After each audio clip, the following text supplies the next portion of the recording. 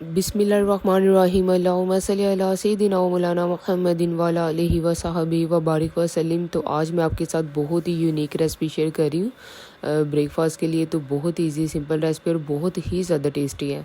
तो आपने पहले कभी ट्राई नहीं की होगी, एंड तक ज़रूर वीडियो देखें और आपने ज़रूर ट्राई करनी है, क्योंकि ये देखने में जितनी ही आपको टेस्टी लग रही है, खाने में उससे भी ज़्यादा टेस्टी है ये। तो यहाँ पे तकरीबन मैं 4 अंडे लूँगी।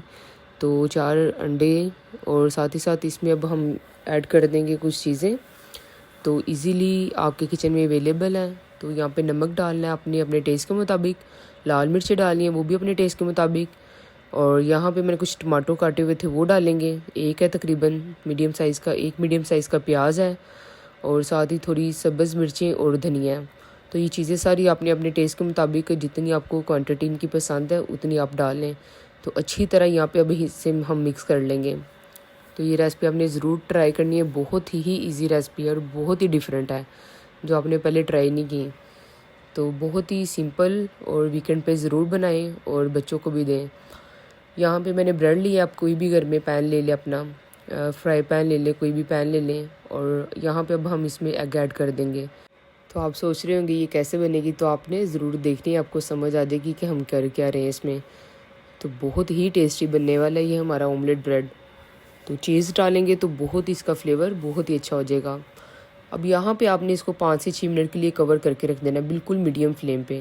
तो अभी मैंने बीच में से किया है, तो ये 2 से 3 मिनट हुए हैं। ये देखिए एग कुक होना शुरू हो गया है। तो बस आपने फ्लेम आपने लो रखना है, हाई नहीं रखना, नहीं तो हमारी ब्रेड नीचे अच्छे से जल जाएगी। तो यहाँ पे क्योंकि हम साइड चेंज करके इसको बनाएंगे, तो ये बहुत अच्छी तरह बाकी साइड भी हमारी कुक हो जाएगी। तो इस साइड की आपने टेंशन नहीं लेनी, बस आपने 5 से 6 मिनट के लिए इसको कवर करके रख देना है। तो इसको दोबारा कवर करते हैं 2 से 3 मिनट के लिए और। तो इसको मैं कवर कर रही हूँ।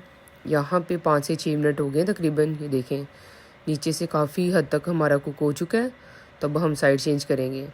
अब साइड जो चेंज करनी है ना, वो अब ऊपर प्लेट रखते हैं उसकी मदद से, क्योंकि अगर आप ऐसे चिमटे से या किसी भी और चीज़ से करेंगे तो ये टूट सकती है। तो यहाँ पे कुछ इस तरह इस साइज़ की कोई आपने प्लेट ले लेनी है, कोई भी अवेलेबल हो जो भी आपके पास। और ये माशाल्लाह से देखिए कितनी ही इजीली साइड चेंज हो गई। यहाँ पे अब मैं चीज़ के स्लाइस रखूँगी, आपने कोई भी चीज़ जो आपको पसंद है वो ऐड कर लें यहाँ पे, जो आपकी ज़्यादा फेवरेट है आपके बच्चों की और आपकी। यहाँ पे अच्छी तरह से ये मैंने सारी चीज़ से कवर कर दिया इसे।